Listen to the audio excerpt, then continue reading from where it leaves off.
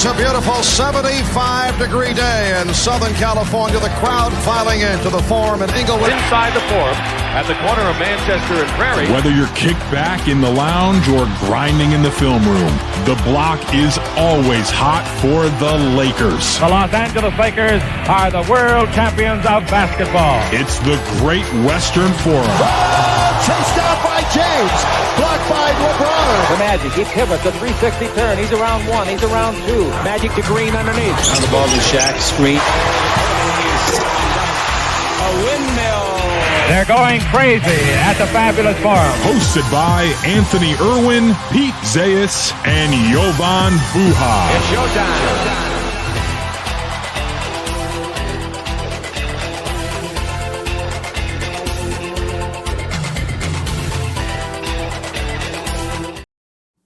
Welcome, ladies and gentlemen, into the Great Western Forum. And you're joined on this fine Wednesday night. This is going to be airing Thursday morning, I would guess, around there. I'm joined, as always, for these episodes by Pete Zayas of the Laker Film Room podcast and Jovan Buha of the Buha's Block.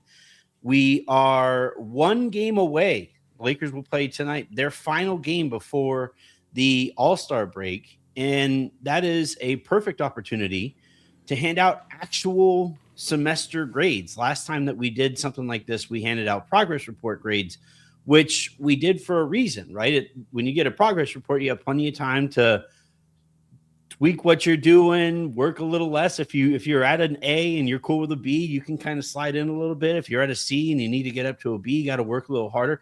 Now, these are semester grades. The Lakers are kind of who they are. And we're going to be looking at the team and the organization and parts of that team in that manner. But before we get into any of that stuff, Pete, Jovan, we made it. Like we're halfway through. This season has been legitimately flying by because I think there are aspects of all of this that have been legit fun. How have you felt, Pete, about like the first half of the season? How we got here? Yeah, I feel like sometimes I'm having fun when a lot of people aren't. And one of my perspectives toward this season is that like this could have been a lot worse than it's been. So I guess a lot of times whether or not you're having fun is relative to the expectation that That's you how start I grade with, myself. right? So I'll take it. I thought way before the summer and all that, I thought this had a chance to be a pretty rough year. But they are in the peloton from the record standpoint, the peloton being in like the Tour de France and all that, like the big blob of cyclists that are all together and they're all kind of this one, this one organism, right? Of just a bunch of cyclists. That's kind of what the standings have looked like for several years. And there are a lot of, pushes on that between the 20 teams that make the playoffs, the 5+ that are tanking, right? There's just, I guess what I'm saying is that if you're in the peloton, you're safe. You're not going to fall too far behind anybody that when you need to make your push, you're going to be able to make your push. And the Lakers, I think, have well positioned themselves, especially considering that they are fundamentally, I think, built to be a 3-star team, but have not on the court been a 3-star team really at much of any point this season due to injury. They've been this kind of consistent 2-star team that's been sort of a musical chairs of who that is at any given time. That I don't even know who the starting lineup is. I think, and we discussed this, but we haven't seen it, right? Like it hasn't actually happened, and what the closing groups can be, and just kind of there's still a lot of ground to cover. But I'm pretty happy with where they are in terms of record, in terms of they got a lot of home games left. They got a lot of work to do, but I'm enjoying myself. How about you, Jovan? To Anthony's point, I would say that the season has flown by. It feels like, I don't know, it feels like December still, and we're already here in mid-February and past the 50-game mark. Like we're technically past the halfway point of the season. The Lakers are going to come out of the All-Star break and have fewer than 30 games remaining, and it's just a mad dash to the first round of the playoffs. I think to Pete's point, I sense, I interact a lot with fans on my show and do extensive Q&A, and I think for a lot of fans, they feel like there's an element of fool's gold here and that this team is not as good as their record and that they're probably going to lose in round one. So that's why I think a lot of, like, it depends if you want to be glass half full or glass half empty. I think the glass half full approach is they've only had the big three for 10 games up to this point in the season. They're not going to have them for the final game going into the break. And despite that, they have maintained a top 5 or top 6 spot in the West. I would say that the glass half empty one is you look at the point differential, you look at the net rating, you even look at it in comparison to a team like Denver, for example, that has been just as injured, if not more, than the Lakers, especially with their primary pieces and like their success in spite of that.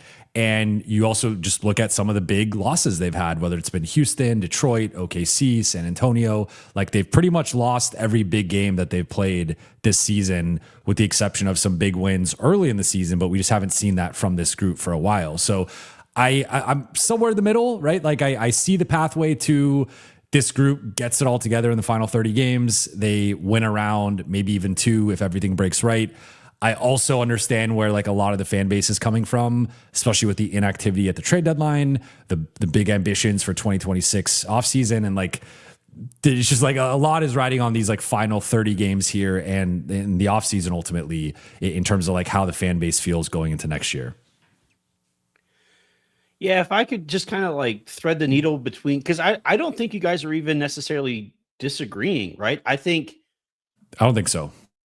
Yeah, because I think the like, coming into the season, I'm with Pete that so many guys who are going to be free agents, LeBron his game could have really declined in a way that really threw everything for a loop. JJ Redick, second year head coach, maybe he doesn't take the step forward that you want. Like, this could have gotten a lot worse, but then at the same time, you still have Luka Doncic in his prime. You still have LeBron playing at a high level. And you still have Austin Reaves take a greater leap than any of us could have kind of thought he would. And you still arrive here at the halfway point where I'm kind of sort of with Jovan's audience, and I sense it in mine too, where I don't really have high hopes for the postseason with this team. So, yeah, and I guess the point of opening up the show with that is so that we could kind of suss out, player by player, group by group, entity by entity, how we arrive at some of those conclusions, and maybe towards the end of the show, discuss what we're kind of hoping for or expecting from this team, not just for the rest of the season, but as Jovan alluded to, this offseason, which is the latest, most important offseason in Lakers franchise history, or however we want to frame it. All right, let's go ahead and the way that we're going to do this is we're going to hand out grades, like I said, and I'm just going to start at the top of the roster, right? Because this is such a star-studded roster. I think that's the only place that we can frankly start. So I'm going to start with Luka, first full season, or he's in the middle of his first full season as a Los Angeles Laker. Leading the league in scoring. He came into the season, I think, with pretty, super high expectations because of the type of shape that he got himself into, and all of the pub that came with that. Pete, I'll again start with you here, and you aren't going to start every one of these. I'll go to Jovan, and we'll all give our grades so that we aren't all copying off of your tests here. But like, what grade would you give Luka to this point in the season? I'd give him an A. I'm going to do this in a slightly different way. I'll give you the letter grade to start out with, but I want to frame it through, are they on track or are they off track from being the role we need them to fill for this to be the team that it needs them to be? And so he is our primary, the planets revolve around the sun, and that's Luka Doncic player that I have been very happy with that. It's my expectations from him are that and a certain level of attentiveness just overall that has waxed and waned to a certain degree, but he's a superstar in his prime. He's been reliable this season. That it has been a certain whack-a-mole to his game that when you say he's leading the league in scoring, it's like almost every game there's one element of his game. It's like his three's going, but he can't hit his floater, or like he's shooting 90% from 2 over the last 5 games, but he's like 16% from 3 or something. You know what I mean? That despite that, he is finding a way to get to all of that, that there's just a baseline level of reliability to me, that he is on track from a health standpoint, right? He's missed the last couple of games with the leg thing, but hopefully be back very soon. And I think they're trying to just figure out how to get the whole team to the finish line from a health perspective, that it's like, stay in the peloton. Let's get everybody physically as healthy as possible, make as much progress as we can over the 82 in that environment. I'm hoping there's a certain element of, let's all play together for freaking 30 games before we get to the playoffs. That would be helpful. But for me, Luka's an A. Where are you at, Jovan? I'm at an A minus. And so I think to start with the positives, because an A minus is a good grade, right? And especially for a superstar, I think there's some superstars across the league that would not be getting A's or A minuses here. He's leading the league in scoring. He's leading the league in free throw attempts. He's basically shooting the best 2-point percentage of his career. He's right there tied with 2023 in Dallas. The 3-point shot has rebounded in a way that, I mean, for a while there, he was hovering around 31%. And to Pete's point, it has been this, like, he's either making his twos or not making his threes, or vice versa. It feels like he just won Player of the Month for January. Everything is trending in the right direction. So I think if you asked me this a month ago, I honestly would have probably said a B plus and would have been a bit lower. But like, he had a pretty rough December, I think, by his standards, where like the numbers were still there. But you look at the Lakers record, you look at some of the on-off stuff. I don't think it was quite up to where, like, if we're holding him to a certain standard, which in my opinion, he's in that top 3 or 4 conversation, right? Like, I have him right now third. I think a lot of people would have him fourth, with Giannis at number 3 maybe. But if we're comparing him to like Jokic and Shea, I do think there's a certain standard of every single night that you expect, and also a certain impact in terms of like on, off, and whatnot. So that would be like my only little bit of a gripe here, is that if you look at like his on, off differential this season, it's plus 3.5. Last year it was plus almost 13. Now you could point to last year's group didn't have the same depth, and maybe some of those things led to like a bigger gap there. But with him on the floor last year, they were plus 8.5 points per 100 possessions. With him on the floor this year, they're plus 1. And like, they've just not been that good in general from like a net rating perspective. So that's like my one little tweak, and sort of like looking at December and just some of the shooting splits and struggles in that month, the turnover struggles. But again, overall, like I think he's had a 90 to 93rd percentile season. So despite, it not being as high as Pete's grade, I am for me, an A minus is pretty high. Yeah, I have him at like, it's like a 94, right? A 95 and up, that's like a solid A. A minus sounds a little harsh, so I have him at like a 94, which is like a lower grade A. The one reason I'm not going to go so far as like A minus is because I think some of the stuff that's been going on is just kind of out of his control, right? The amount of time that LeBron missed at the beginning of the season, the amount of time that Austin missed at the beginning of the season. Like Pete said, I think everybody is just in kind of survival mode. Hey, let's just get to April and let's hopefully make it to May. And I think Luka being there to kind of hold like the Spider-Man meme, hold the ship together while people are kind of missing time. It would feel a little unfair of me to dock him for some of the stuff that's kind of frustrated me, given that a lot of the things that have frustrated me are just have almost nothing to do with him specifically. Pete, go ahead. They have also found, I think, LeBron only groups that work earlier than they've found Luka only groups. Like, I think there's just a little more ground to cover, of which Gabe had been in that rotation, and Luke and Luka have yet to play with each other yet. That I think that just figuring out what that 5 is, I think that's a big part of kind of the story of an 82 game season, is figuring out like, okay, these are our starters, but now this is the back half of the first quarter, and this is how we start the second quarter. This is our closing group. This is our closing group against a small and fast team. This is what we do versus a big, strong team. You know what I mean? And everything in between that. I just think they've yet to find the one that works for Luka, that he's done a certain level of carrying that does not always reflect in the plus minus when you don't really have a group that has a lot of magic together. That, of course, he's the biggest ingredient, but I don't know. I think that he's done a lot of carrying in some bad groups. The obvious point to make here is that the Lakers are still trying to figure out how to build around Luka Doncic. Yeah. And even if they know they're like waiting to actually, do it at the right time by their judgment. I would also say that he's very representative of this Lakers season in that like you hit the nail on the head there, Pete, talking about how, he is still leading the league in scoring, right? Like the Lakers are still on a 50-win pace. And yet you still feel like there is so much meat on the bone there on a night by night basis, with Luka and with the Lakers as, by extension. And I think a lot of that has to do with, his shooting has been kind of disappointing this season. His 3-point shooting is not nearly where it needs to be, I think, for the Lakers to be the elite offense that they need to be with him at the helm. I think that's a bit of a concern. But like, I would give him a full on because I think the defense has been better than I thought it was going to be going into the season, but I still haven't seen consistently enough.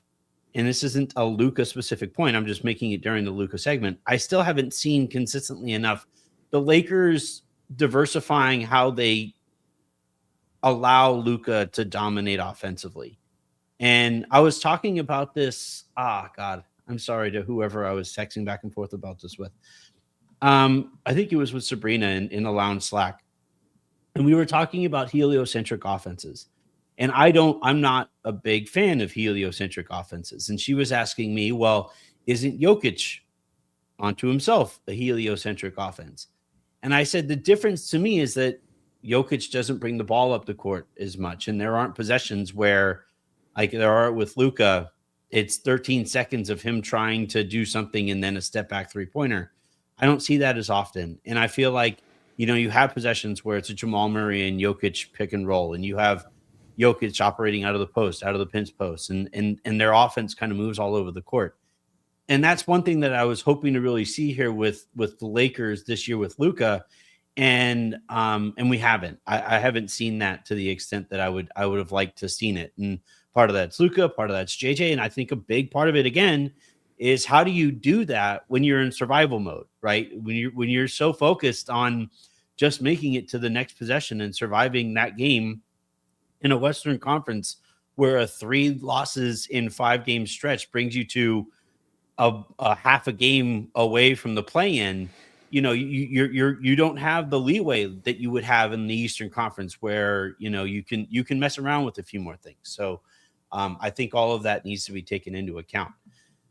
Next person that I want to talk about here, and it's kind of surprising, is Austin. And I say that it's surprising because he has, I think, pretty clearly been the Lakers' second best player this year. And I think it's really surprising that we've already arrived here. And I don't think it's even necessarily just because LeBron has taken some huge step back. I think it's really just that Austin has been that spectacular when he was healthy. I know I'm going to give Austin like an A to A+ for the season that he's had, in my opinion, to this point. So I'll get that out of the way. Jovan, what kind of grade would you give to Austin? I'd give Austin an A, and he's the only one for me that gets an A. And I think it's just because we've seen a level of growth from him that I've been accused of being too pro Austin and always defending him. And like that's sort of a running bit on my show. But even I did not see this type of leap coming from Austin that we've seen this season where if he does not go down, I truly believe if he does not go down in late December, he is not only an all-star, but a third-team All-NBA candidate with the season that he's been having. So for me, like him jumping from like potential maybe fringe all-star, maybe he has to go to a different team to even be like a fringe all-star type. Like I was thinking, or maybe he goes to the East, and if you put him on like Brooklyn, could he have like an MPJ type season that MPJ is having, or just put him somewhere else and let him be the guy. The team's probably not very good, but he's putting up a certain amount of numbers, and like he could be in that all-star conversation. He completely shattered that and just has, I think, in my opinion, he's been the 4th best shooting guard in the NBA this season. The only 3 guys I think that have been better are Anthony Edwards, Donovan Mitchell, and Devin Booker. anyone else. I think Austin Reaves has been better than at the 2, and to get that level of production and consistency, we've seen what he's done when Luka and or LeBron have been out. I think about that Sacramento game. I think about the Minnesota game. I think about the Toronto game. He's had some monster performances this year. The one thing for me that keeps it from an A+ has been what we just saw against Oklahoma City, and we have seen in some of these bigger matchups. He struggles still with athletic perimeter defenders who can prevent him. Like he's got amazing ball handling skills and speed and shake to his game.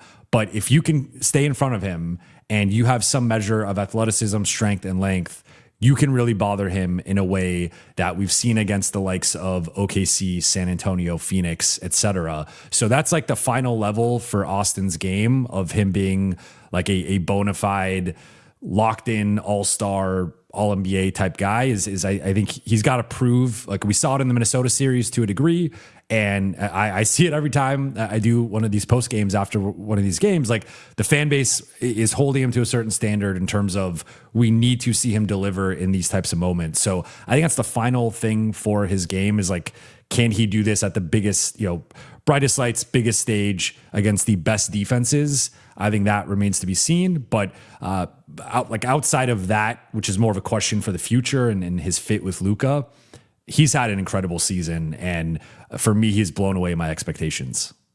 Yeah, that's the standard of the second best player on a championship caliber team. If you can reach that for me, I'm still grading Austin, and this is probably the last year of that. It depends on what the Lakers do in the offseason, but I'm grading him on the standard of being the third best player on the team.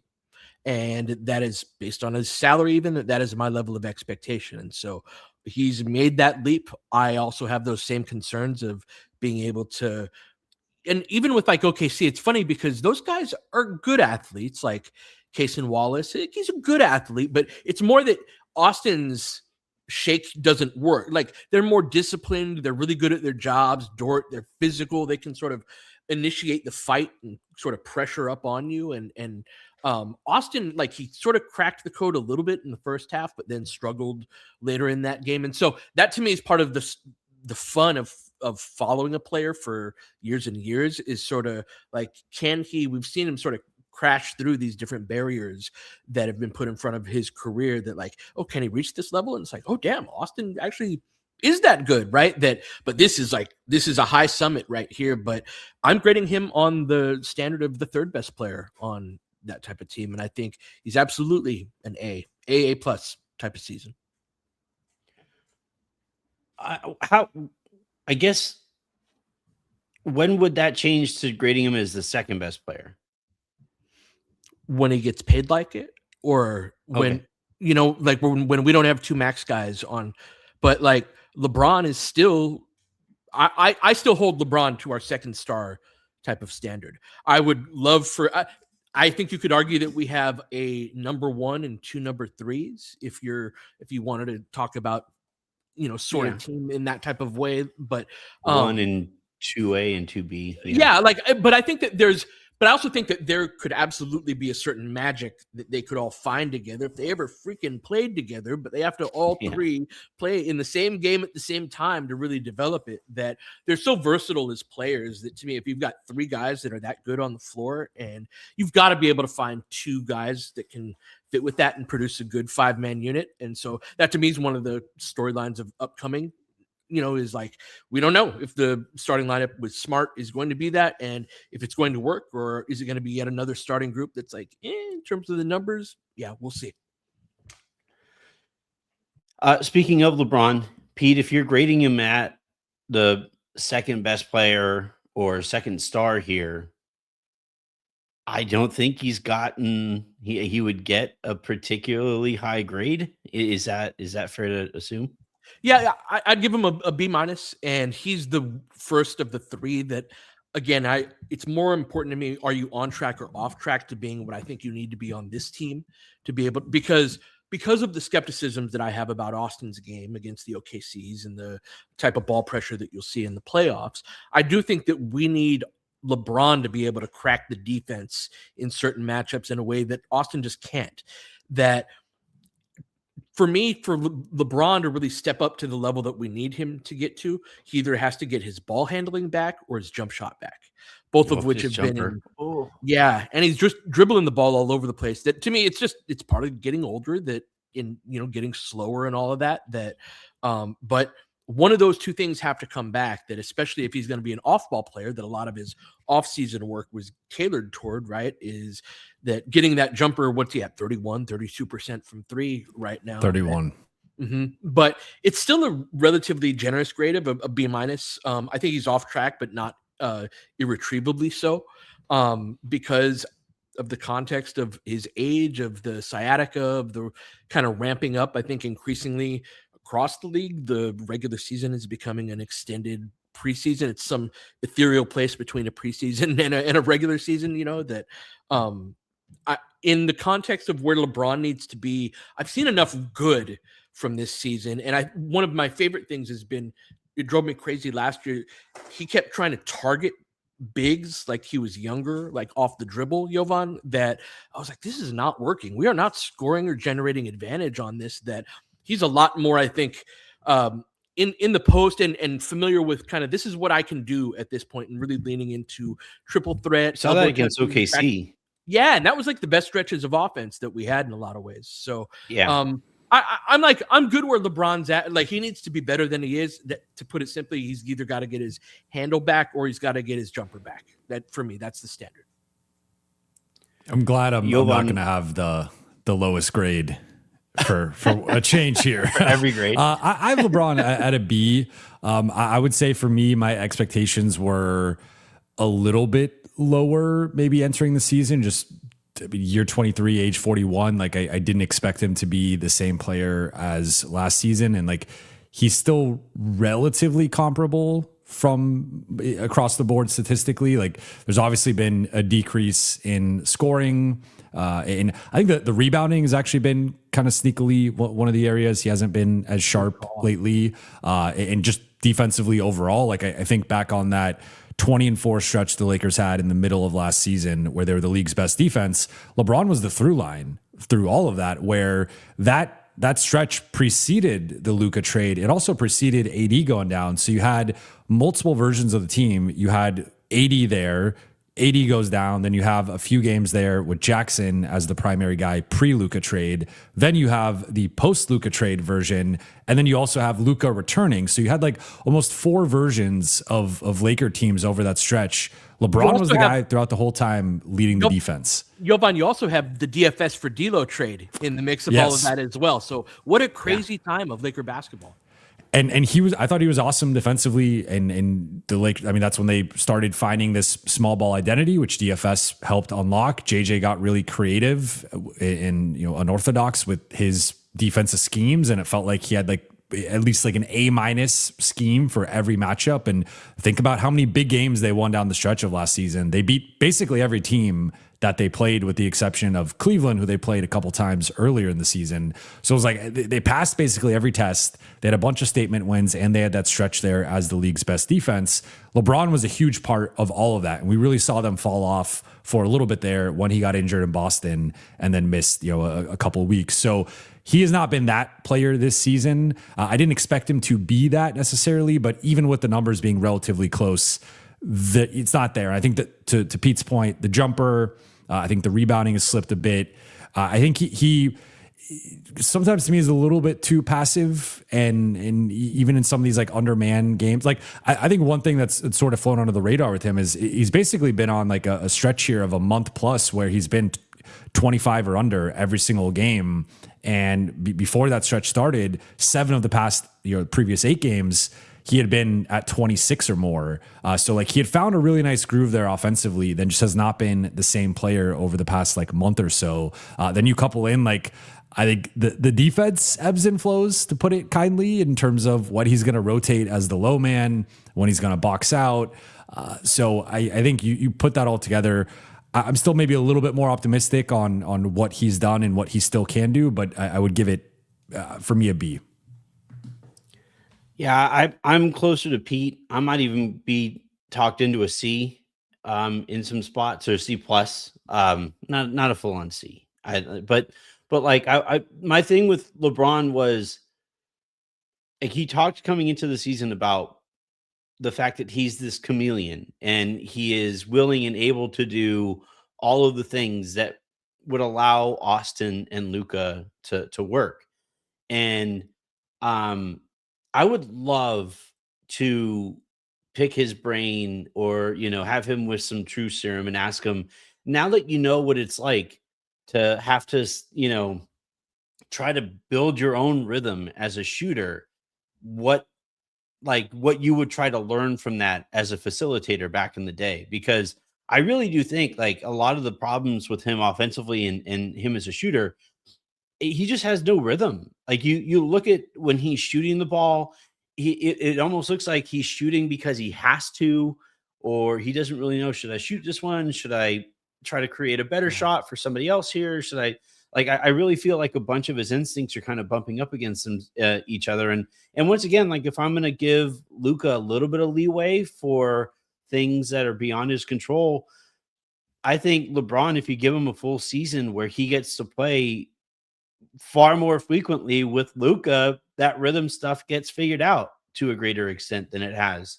But still, like the waxing and waning defense really concerns me because, just within the context of this team, if he isn't even a mediocre defender, there is no defense between those three guys. And, the Lakers just they become DOA if that's going to be the case. So I would say like a C plus. I also, and I understand that this is, uncharted waters for him because he has been the center of the universe for every team he has played on since he was like 8 years old.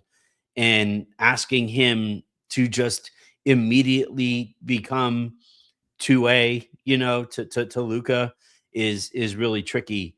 But I don't necessarily love the leadership that LeBron has brought in some spots where you kind of listen to him talk after some losses, and it's like, you guys just played a game, right? And like I find myself asking LeBron, do you care? Far more frequently than I would like to. Pete, you're making a face, and I'm curious what your takeaway from this might be. No, I said something similar on the LFR pod today, where there were the infamous clip of him and Russ being like, everybody have fun. What preceded it was LeBron trying to rally a pretty stinky team and he was really like trying to rally the troops. They were playing the best basketball Get greedy. Season. Yeah. They'd won like 4 or 5 in a row. It was one of the brightest stretches of the year. And he's really imploring them to like, let's freaking go. That if, we think of that clip as humorous because of what happened after that, but like, that's not the LeBron I've heard in the locker room afterwards. So to your point, I have similar feelings. It's also part of the reason why I'm like, shoot, if locked in LeBron shows up, and we're already playing 620 basketball at this level of team, the way that things have happened in, being not having everybody at any one given time all that often. Like, I don't know, that there is sort of a glass half full way of looking at that too. But yeah, I like when you talk about the post-game interviews and him being like, I'm watching golf. That's what I'm doing tonight. That's stood out to me as well. Yeah, I think part of it is just because exactly that, Pete. Like, one, we come from the Church of Kobe, right? Like, we grew up watching Kobe, and I cannot recall very many, if any, games that like after a game that the Lakers lost, Kobe would just be like, "Yeah, man, I'm working on my backswing." Like, I just could not fathom that. I mean, for me, after Kobe tore his Achilles, there was actually very much an energy change, especially in the last year, in his retirement year, where that was part of what was freaky to me. It was like, oh, that changed. That's different from the guy that he's been in the past. That I should have specified when Kobe's body was right. Like, right. You know what I mean? Like, I think post Achilles, and because he tore his Achilles, and I think he also like broke his something or other, right? Didn't he have another? He had another big injury after tearing his Achilles. So his body was very clearly telling him, buddy, You He know, knew. it's time to.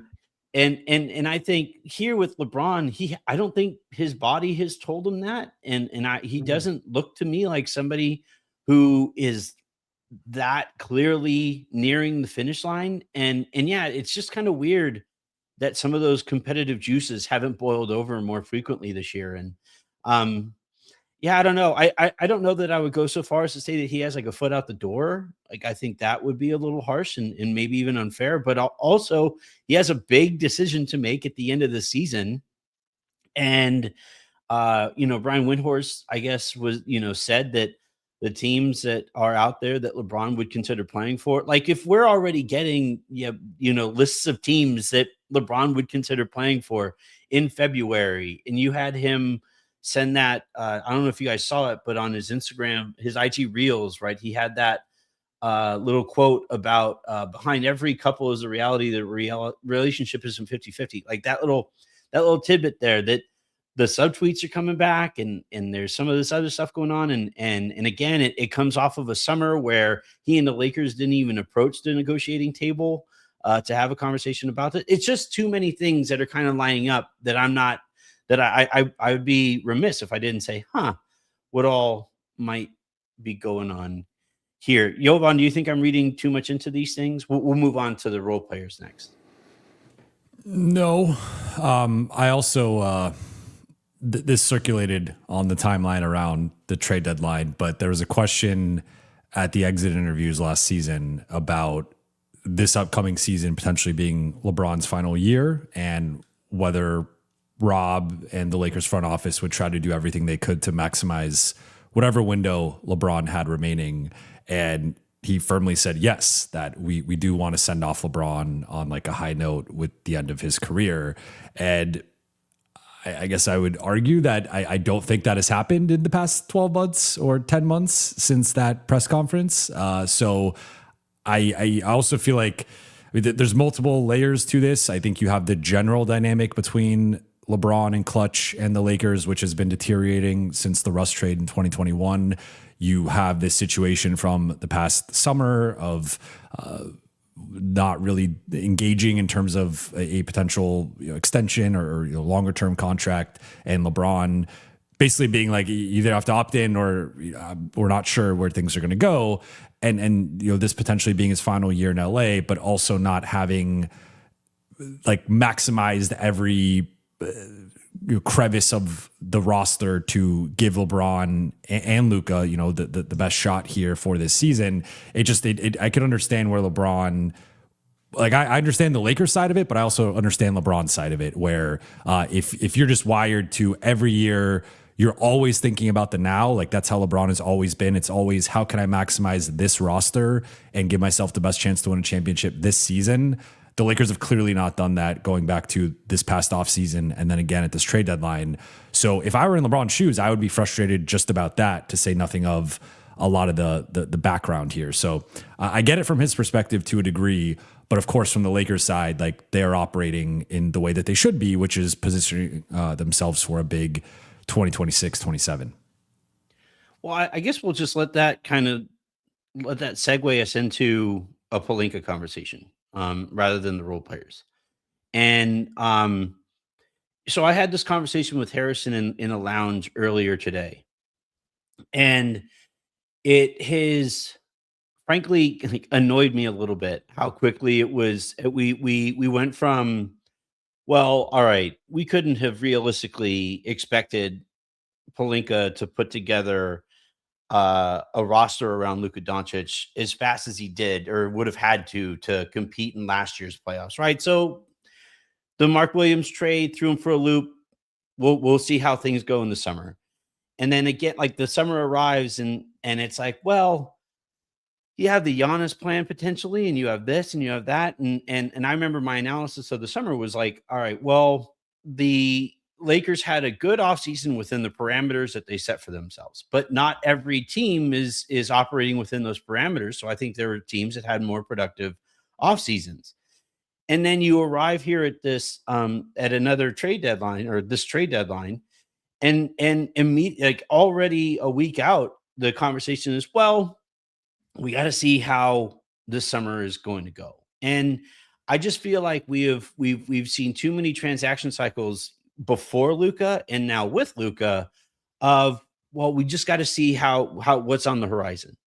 And I think that has hurt their ability in terms of assets and players currently on the roster, and in terms of habits, of building out a team that would be, Rob used the phrase, I can't remember specifically the phrase, but it was like being the steward of one of the greatest players, of all time, all that stuff, right?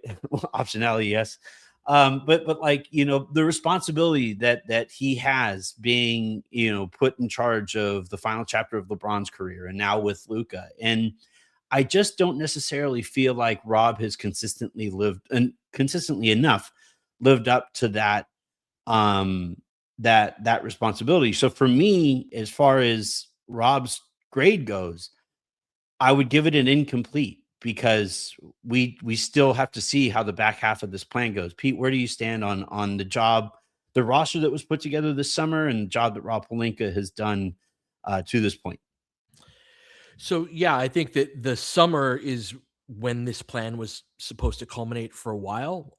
And so even back to last summer, I was talking about a Giannis plan. And this was a point of contention when talking about some potential transactions this past summer, is this idea of the Lakers have it was initially called the 2027 cap space plan. And I was like, no, it's like this year, this upcoming summer. No, there'd be riots. Yeah. No. Project 2027. But you guys remember that, right? That's how it started out. Yeah, I do. It was like, it was like, no, that would be bad.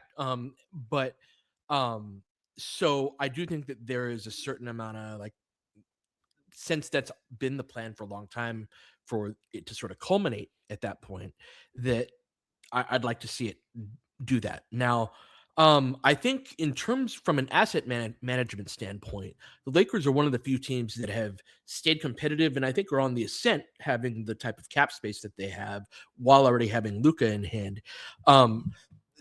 They're on the ascent because they have all of that space, and they haven't hoarded picks, right? This isn't something that it's like OKC or Minnesota or San Antonio, where they've been bad for a long time, and now they've got all of these assets that they can use and land on some picks and not on others, because kind of the gold mine in team building is having great players on those type of contracts. And so not doing that, but staying as at like a 48 to 50 win team, that's kind of essentially what they've done with the last part of the LeBron era. Is it's like, here's a team that doesn't suck for a few years. We're kind of changing behind, and now we're going to sell the team, and now we're going to build out the front office and all of that. Like, I think that's kind of been what the plan has been, is to sort of keep the powder dry for everything to culminate this upcoming summer. So how well they do it, do I trust them? No, not in terms of team building, but I think that they've positioned themselves well, at least in terms of the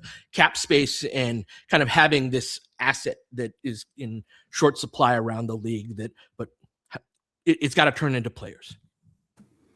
So what's your grade? Oh, for the deadline? I mean, it's still for Rob, overall, with the front office overall. I guess it's for this season, right? That would probably be but you could also bake in some of the future, season? I guess. I don't know.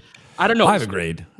So I say on track or off track, right? And so I believe they're on track. I think that they hit some gap year goals of, like, we got a starting center. I know he's not the best in Ayton, but the DFS did not work out, or is not working out for Houston, right? Like, they hit several short-term goals over the course of the summer that I think turned this into a 50-win team, when it would have been like a 500 type of team if they don't make those type of moves. Marcus Smart as well. That, like, I think they've had a really good year between that and acquiring Luka Doncic, and they're all kind of set up. But I don't know, B plus right now, and we'll see how. Like, it doesn't matter until after the summer, but I think they're set up well.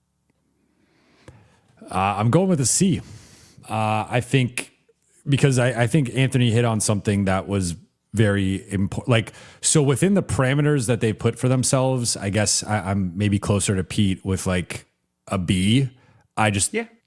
So like, for what they were trying to accomplish last summer and this season, I would probably give them a B.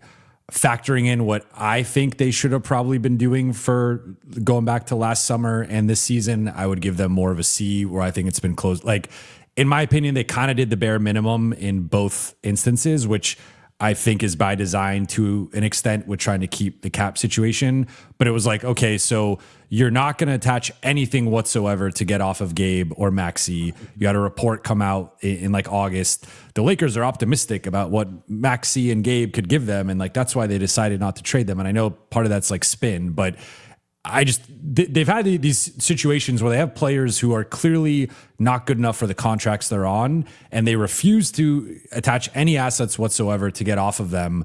But it just keeps this dead weight on their cap sheet. And this has been the case for multiple years now. But I just look at the summer and I'm like, I give them credit for, like, I think each signing has worked out, especially at the price point. I also look at it and I see some, like, okay, DeAndre Ayton shares an agent with Luka, and there was some recruiting there from Luka. Marcus Smart said that Luka heavily recruited him. Jake LaRavia, same agent as Austin Reaves. Austin Reaves is on a contract year. Like, I think so. Like, I don't want to completely take away all the credit from the front office, but I also want to acknowledge some of the agent relationships and some of the recruiting that was done. Oh, of course. That, like, I think a lot of people, like, basically I'm more so saying, like, to me, it's been like replacement level GMing, where I think you could have grabbed basically any other GM, put them in this situation, have them have the same parameters. If that's really the goal of the franchise is 2026, that's the big summer. I think most GMs would have done about the same job. So that's where it's kind of hard to grade them. Now, I like Luke Kennard. You know, they gave up a second with his upgrade over Gabe, but still, that to me was sort of like the bare minimum you could do to try to upgrade this roster. So I just feel like they put all their eggs in the 2026 basket. I'm personally, I think, more skeptical than both of you, where even if they land Giannis, I have very little confidence in them putting the right pieces around Luka, Giannis, and Austin. If they don't land Giannis, it's like, okay, maybe you swoop a restricted free agent guy, but I still think I think they need 3 starters. Like, that, I don't know where you guys are at. I think they're going into the summer, assuming LeBron is gone, I think they need a 5, a 4, and a 3.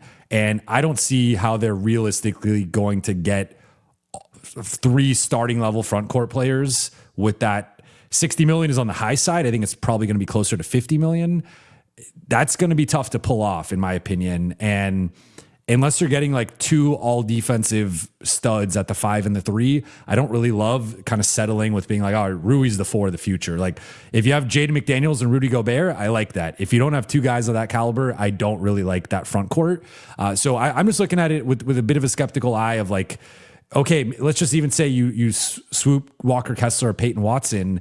I think you still have 2 starting holes on the roster that you might not have that much cap space to trade for or sign someone. And then you're kind of going into next year with another incomplete roster. You need to then go into the 2027 deadline or 2027 offseason. Now we're 3 postseasons into Luka's career, and maybe there's like 1 second round exit to show for that. So I'm a little bit more on the skeptical side here of this plan, putting everything into this summer. And I would say, to me, it's been like basically replacement level front office work up to this point.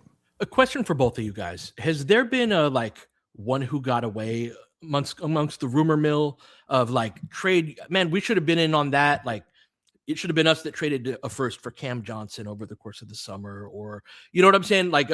Andrew Wiggins, I think, is a tangible example. Like, is there somebody that has come up, or a name that I agree with all of this on a theoretical type of basis, but the type of guys that moved were like, we don't need a small guard. You know what I mean? Like, Darius Garland isn't the style of player. You know what I mean? Like, there was, I would say with Wiggins, and I think we've each heard different versions of kind of how things played out this summer. So it's hard to parse through maybe how real some of these things were. But the thing I had reported on my show is I had heard there'd been some discussion of a framework with Rui, Dalton, and a first, and the Lakers were not interested at that price point.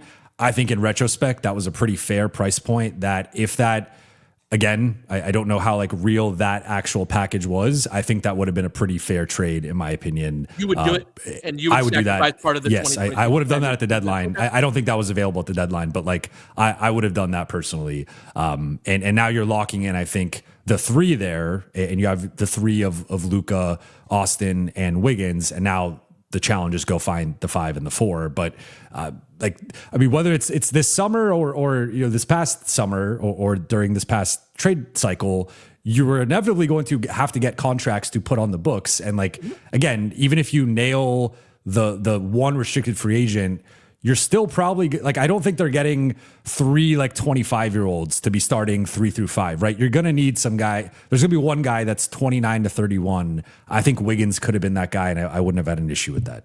I think restricted free agency is going to be a very small part of the plan. I think they're trying to clean up in the trade market of teams that are a little more expensive than they want to be and need to get out of good players on contracts that are just a little onerous for their overall builds. So I think RFA is a small part of the overall. Yeah, I just know that's been like kind of out there. Is like, I mean, those are the best free agents, I would say, like, right? Like you look look at unrestricted free agency, it's unrestricted free agency sucks. Yeah.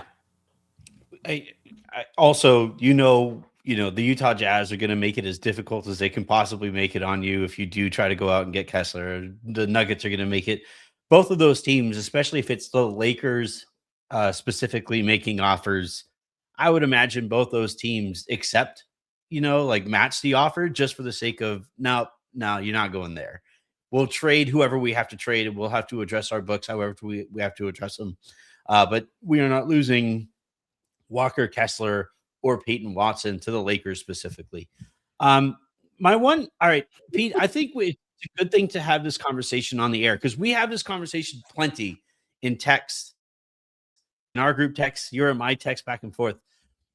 The cap space plan is one that makes me really nervous because, like you just mentioned, the Lakers would be looking to trade for a player whose contract is just a little too onerous. If they don't get Giannis, that is, they would be looking to trade for a player whose contract is a little too onerous. If you're going to do that, then you may as well have traded for that player at the deadline with the expirings that flexibility is going to come from anyway.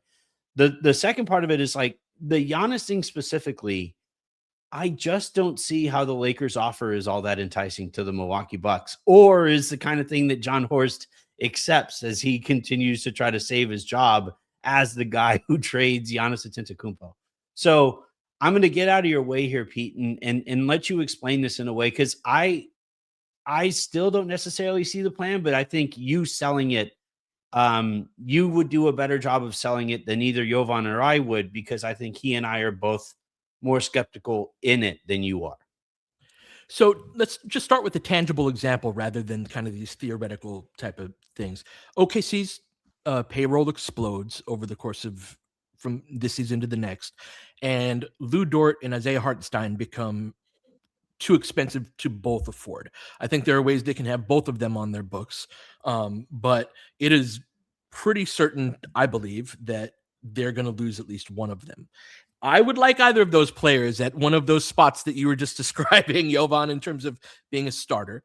And now the reaction to that may be, well, yeah, so would like a lot of other teams would like Lou Dort as well, right?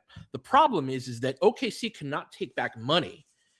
You know what I'm saying? Every other team, since they're over the cap, they have to send something back, or they have to pay a third team. Like Brooklyn has been a dumping ground like this, and several other teams have accumulated assets through this way in the past to be like, oh, Brooklyn, you hop in on this deal, you take the contract. OKC doesn't get any money back. They get a trade exception back for them. But it makes doing deals very difficult. The Lakers are the only team that you can actually deal with one-on-one, that you can get out of this money. And I use OKC as an example, but they are not the only example. Like Orlando's an example as well, where like they can exist as they are, but they're okay, but they don't, you know what I'm saying? They probably need some degree of flexibility to get out of, doesn't even have to, and that's what I'm saying is that, like, the Lakers, I think, will be able to choose between a few different places. They believe that there are 8 to 10 places around the league that are of varying degrees of, we are a little more expensive than we want to be. And the Lakers are the one team that you can deal with one-on-one, where, to flip it to the Giannis conversation and to Milwaukee, the same dynamic exists of, like, let's talk basic, just like trade and barter system type of stuff, right? Like, I've got grain, you've got corn in certain quantities, and I show up to the market with my grain, and it's like, well, I can give you a bunch of my grain, but now what are you going to do with the grain? And it's a lot better to have, like, this amount of money and this amount of currency that I can turn into a whole bunch of different other things. And so the trade exception idea, I know, sounds very esoteric, where basically the idea is, like, Giannis gets traded into the Lakers cap space and we send our picks and all of that. Like, I understand that seems out there, and that's part of the reason why I think simultaneous to that, you would find another team of which they would be, like, absorbing some bad money and getting picks out of it as well, right? And so, because I think that is the mode that Milwaukee goes into if they trade Giannis. They're not looking to win the championship anytime soon. They're looking to accumulate assets. And so the idea of the Lakers cap space plan, and Giannis is a central figure in this, but it's not the only pathway. I'm just saying that that's probably the biggest major bit of business that the league has to do league-wide over the course of this summer, that in terms of money, that's probably a great opportunity for the Lakers to be in, either getting Giannis himself, getting in on that as part of the whole OKC phenomenon of, like, say he really wants to go to the Knicks, but between Bridges and Anunoby and Josh Hart, they probably got to get rid of 2 of them just to make the salaries work, because they can't get out of cat, right? And, like, those guys would be helpful on our team, and it would not be and then the Lakers have to trade a whole bunch of firsts. We're helping you. Like, this deal could not happen without us doing this. You know what I'm saying? And we're the only team. All of the other teams have to take back money, or they have to send out money because they don't have cap space. And so it's that makes the Lakers, I think, sort of a central figure over the course of the offseason. They're the one team that can really operate off of that. I don't know if all that made sense. No, it does. My one place where I would say, okay, not even pushing back on you specifically, Pete, but more kind of back on the overall theory here is, like, all right, if the point is to be as flexible as you can be this upcoming summer, if the summer has always been the focus, then you probably should have moved Rui and gotten another asset for the sake of not losing Rui for nothing. Like, this has been a staple of the Rob Pelinka era, is losing Jordan Goodwin for nothing, losing Alex Caruso for nothing, losing Rui Hachimura eventually for nothing. They're going to lose Luke Kennard for nothing after giving up a second round. Who says Rui's going to be gone? That is one part of my retort, is that, for one, he's not lost, and what the Lakers are trying to accrue is cap space. So in other circumstances, like, you forfeit the salary slot if you just let a guy walk if you're over the cap. But if the whole point of what you're trying to do is to end up at a certain level of cap space, just letting Rui expire and being like, well, one of our options is Rui comes back at, I don't know, around the MLE, but we don't have to sign him to the MLE because we have his bird rights.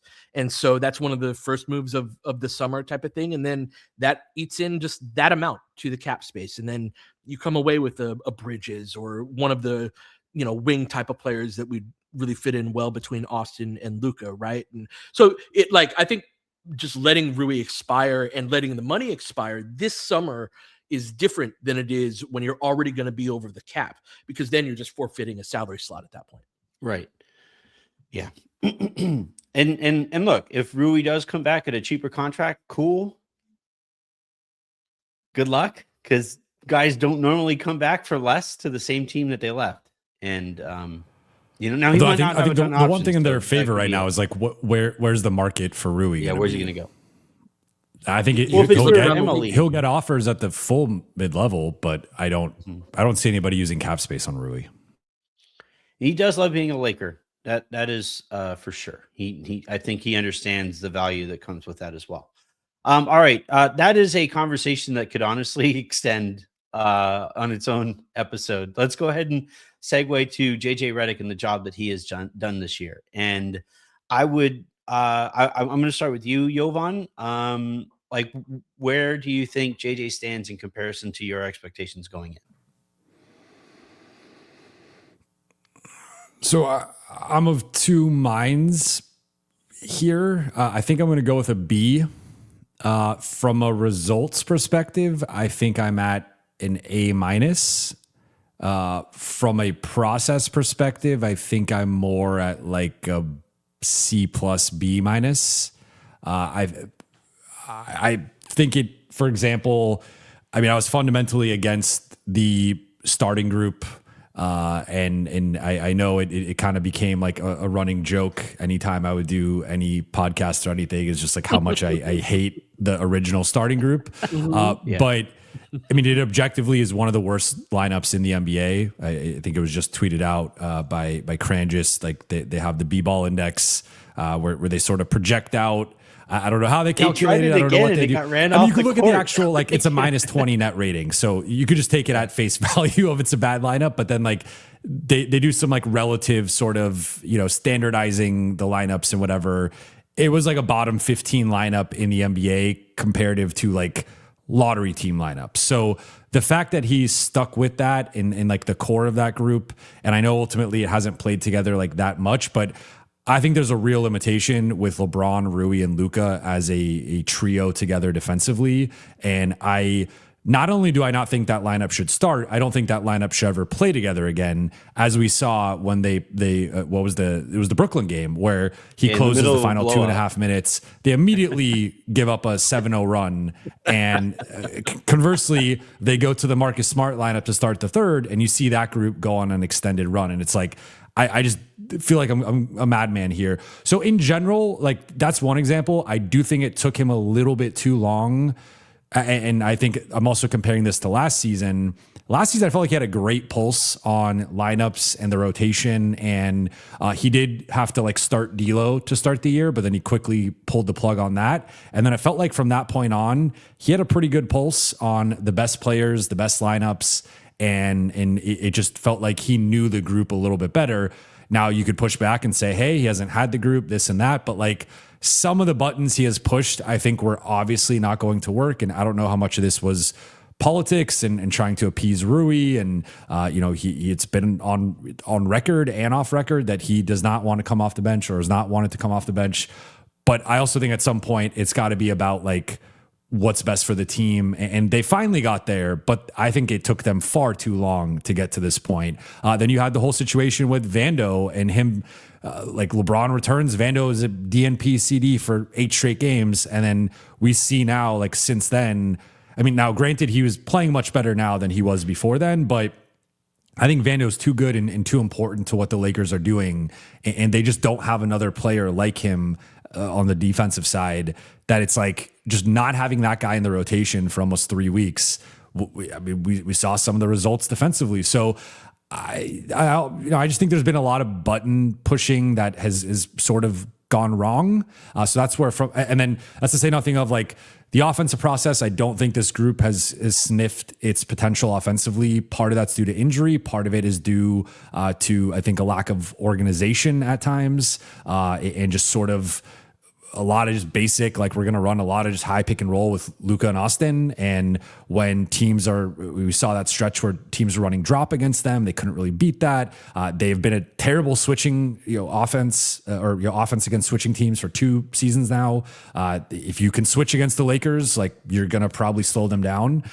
Then you look at the defensive end. I understand the thought process behind the switch everything or switch 1 through 4. And now they've even extended that. I just think looking at like with Gabe previously, he became a glaring target for opposing offenses. I think Luke Kennard is going to become a similar target for opposing offenses. And I think they need to have some more, change ups in that. I do give him credit for pushing the button recently with the 2-3 zone. And I think we've seen some nice results from that. And also some of the trapping we saw against the Nuggets and the Clippers. So I think he's starting to I would say like the past 10, 15 games, I would probably give him an A. But that also shows you how low of a grade I would give him for like the first 30, 35 games of the season. So overall, I'd probably give him a B. Again, from a results perspective, he has squeezed almost all the lemon juice out of this lemon, and I give him credit for that. But from a process perspective, I feel like this team's a bit behind the 8 ball in terms of where they're at with lineups and rotations, and then also both sides of the ball schematically. What fills the gap between those two things of the process and results in this case, do you think? Like, why are they still able to win at the rate that they've been able to win at, despite a litany of things that, like, I was nodding my head along? I think that everything you said there is valid, but like, and yet, Well, this also helps. I think this goes into some nuance here where I think they've beaten basically every bad team they've played and most of the average teams they've played, and they've lost to a lot of the good teams they played, unless it's a night where the opponent is injured. So I think part of it, I think there's kind of a larger gap between the haves and have-nots in the NBA right now. And there's a lot of depth at the top, to be clear, but like, it does feel like if a top 10 team is playing a bottom 20 team, they're going to win more often than maybe like an average season. It feels like maybe in the past that was a little bit closer. I know there's a lot of randomness with like it, but like assuming both teams are relatively healthy, I feel like that gap between the top 10 and the bottom 10, and maybe there's an element of tanking with some of that stuff as we've seen with Utah. It's a good question. Like I think they've won but I guess to where I would take this would be, I think they've won in spite of the process at times. And like, for example, the starting group, they have often started games, even against bad teams, treading water or in a hole that they should not have been in the first place. So I think, to your point, or to the question, if they had better process, I think this is a team that maybe has a couple more wins. Maybe it's not even that big of a difference from a results perspective, but I think there's like a +5, +6 net rating team somewhere in here. They just did not push the buttons the correct way. And it's not even a health thing, because I think like just even look at recently how they played against Brooklyn and Washington. They've had those opportunities early in the season that they did not play like that. Right. Still banged up, still not 100%. And there's just been a different, shift here the last 10, 15 games. Part of that's the players, but I do think, especially the first 30, 35 games of the season, there was some low-hanging fruit that they did not capitalize on. Especially with the lineup stuff. Like, I think I shared the frustration. I wanted Marcus to start as well, and I agree with the overall observation that he's had less of a touch this year than he had last year. I'm thrilled that he landed on the zones. I think that's, that was something that when we did our progress report, that was part of one of the tangible things. I try to give sort of tangible checkpoints of what it can be. And like, developing a zone with this group, I think is absolutely what the doctor orders, especially the type of matchup zone they're running, where they're switching. And there's a lot of similarity between that and their base look, that it's like, okay, you can teach this on the fly during the season. I think there's more ground to cover, but I'm happy with kind of where they've landed on that front. I also think that how they're going about attacking on the offensive end is like they're being more intelligent about who they're targeting and how they're going about attacking them. I agree with your observation that there could be a lot of like, we're just going to run high ball screen and kind of be a little lazy with it. That is part coach to me, part players as well. It's hard to kind of draw the line there, but yeah, I don't know. I'd say it's a B+. Like, I think that they haven't had their guys. It's a flawed roster that being able to pull off wins and down the stretch of games. And I think they've kind of made chicken salad out of chicken shit a few times and got a few wins they shouldn't have. Everything what you were saying though was also true, which is sort of to me a argument for optimism. Is it's like, well, like, stop punching yourself in the face in 5 different ways, and now you're like winning 70% of your games. Like it, and that to me is so much of basketball, is just like, stop punching yourself in the face in these ways that you can control. That's like one of the easiest ways to get better. I am probably closer to Jovan. I'm going to talk about this in kind of a different manner, in that with JJ Redick, I think the extent to which, or the how quickly the Lakers arrive at, oh, no, don't have it tonight, it really concerns me. And I think that is reflective of leadership, both from the standpoint of its stars, though I think Luka is pretty competitive night in, night out. but I also think that's pretty reflective of the coach, and those third quarter Lakers has become a hashtag when you're watching these. And it's like, that's when the coach just spoke to you, right? What's he doing at halftime? And so I think like I, I I would say that he has taken a step forward this year, but not quite the step forward that I was hoping for from him. And and again, as has been the case with Luka, with Austin, with LeBron, the absences need to be factored in here for JJ as well. I would just say like, and the other thing too that JJ has kind of started doing is, or not kind of started, but really kind of elevated it a little bit, is in his post game remarks. It kind of reminds me of Darvin to a certain extent, in that it's always, the guys this and we that, you guys, and that is always something. Like, I'm a former coach, Pete, you're a former coach.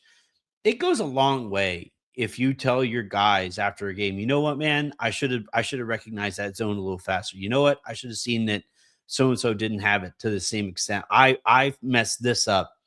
This is something that I got to be able to be a little bit better with. And maybe he's doing it behind the scenes. I haven't heard too much on that front. But it also is beneficial to say that, like, I'm a big Sean McVay fan. I'm not even a Rams fan, but I just really respect the way that he goes about his business. And after games, he's constantly saying, like, yeah, they bailed me out tonight. I was terrible in this front and that front and that. And I was hoping when JJ Redick said that he actually spent some time with Sean, that I was like, oh, awesome. Like, that might really help. And those kinds of things have kind of worn on me a little bit. So still, I would say a positive season. It's a passing grade. It's a grade that I could present to my parents and not have keys thrown at me, but it's still not quite the grade that I was kind of hoping for. I would maybe even go so far as like a B minus, I would say, from JJ this year.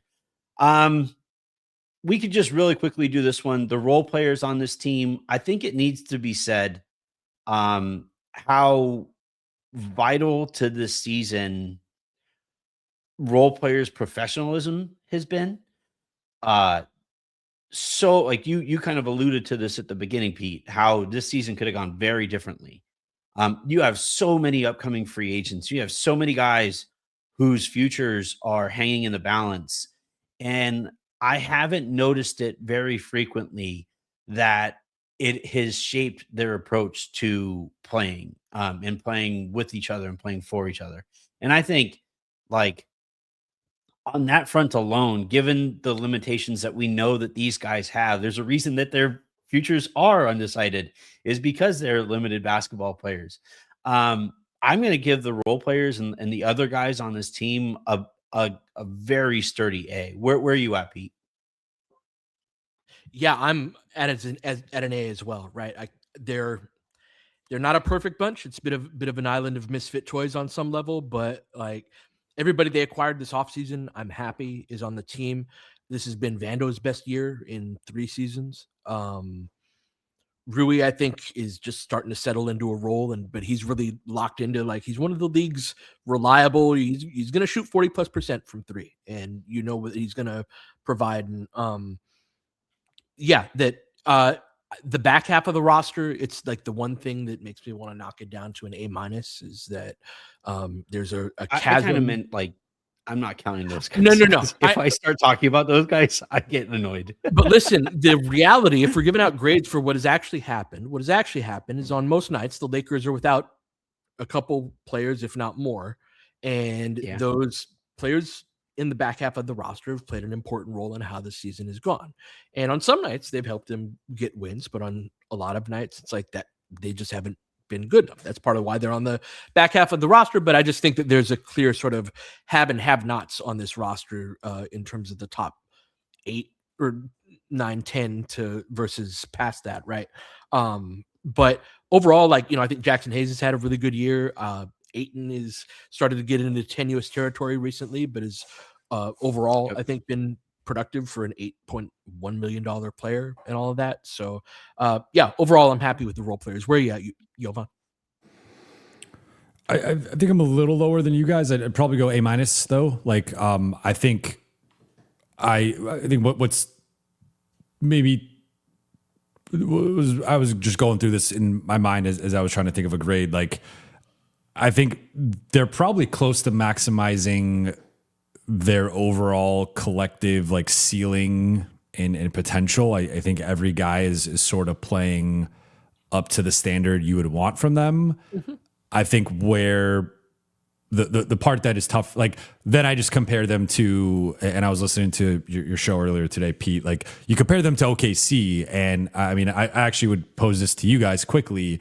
Maybe I'm a little bit too low on the supporting cast. I was trying to think of who's the fourth best Laker. I kind of settled on Marcus, but I've gone through various points of it being Rui, it being DA. I personally like removed DA from that. I think Jake maybe deserves a nod in that.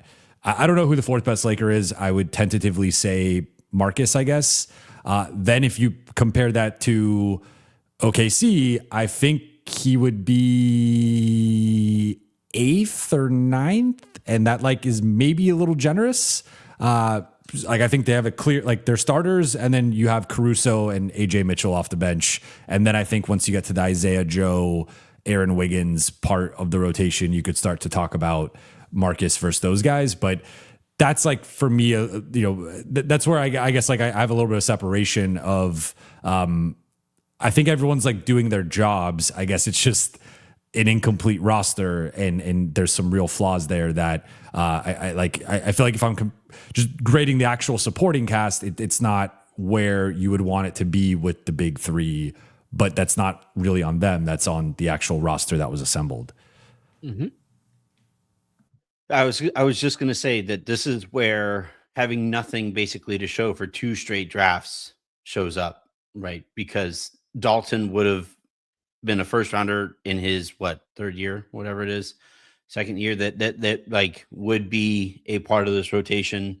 Jalen Hood-Schifino would be like most first rounders, right? That pan out all right, would be like a borderline starter at this point in his career if he was like a typical kind of mid first round draft pick. And then the Bronny thing was complicated, but he hasn't really taken a step forward this year in the ways that I think the Lakers were hoping. And then Adu Theoro has been hurt all year, so now you're just relying on guys who are even lower in terms of, what the expectations were for them coming into the year. And that's how you arrive at the spots that they're in. This has been fun. I think we're going to have to hold off on like the look ahead for like a future episode, because, and maybe we could do this, the next time we all get together and we see what the pieces fit like with Luke Kennard more as part of the rotation, and praying, knock on wood or whatever, that these guys are actually healthy on the other side of the All-Star break, and we start getting some actual reps and actual looks at what this rotation could possibly be. This has been fun. I'm going to do plugs for you guys, Pete. LFR pod is excellent. You and Darius do a phenomenal job. Anything specific? I know our work together, I guess, on offsite. Is there anything that you want to do or plug before we get? I'm not going to do you guys' plugs for you. So Pete, what should people be looking out for? No, just making videos again. Excited about that. Really loving doing that for Offside. So check that out at offside.gg/beta. I'm going to have one where I zoom in on Austin versus OKC and sort of how the successes he had in the first half and then the struggles in the second half. And just sort of, I think that's part of his story that we were talking about earlier. It's always fun to match the conversations we have with actual footage. And so check me out over there. That's it. How about you, Jovan? I don't even get a half plug here from Anthony. You at least started Pete's before you pulled the plug. Yeah. Pete threw to you. So, I love the Buha's block. No, I mean, your Buha's chat block, is my favorite chat in the Lakers space. I appreciate it. Buha's block, I mean, you could just find it on YouTube or wherever you get your podcasts. Or Jovan Buha on social media. Also, Jovan, you're doing the Lakers Collective with Trevor Lane and with Jason Timp, and that has been fantastic as well. So here's your extra plug. but no, I would also say, like, on the offsides note, while I get to plug my thing, the chat there on offsides has been so much fun. It reminds me of the good old days on Twitter, where I could make a point and not immediately have 100 people and 73 bots jumping down my throat. So Pete and I have been active there. Check that out. That like Pete said, that's offside.gg/beta. To find that, you can find my show at Lakers Lounge here on YouTube and everywhere that you get your podcasts. And until the next, I'm Anthony Irwin. That was Pete Zayas. Was Jovan Buha. This has been the Great Western Forum podcast, and we'll talk to you guys soon.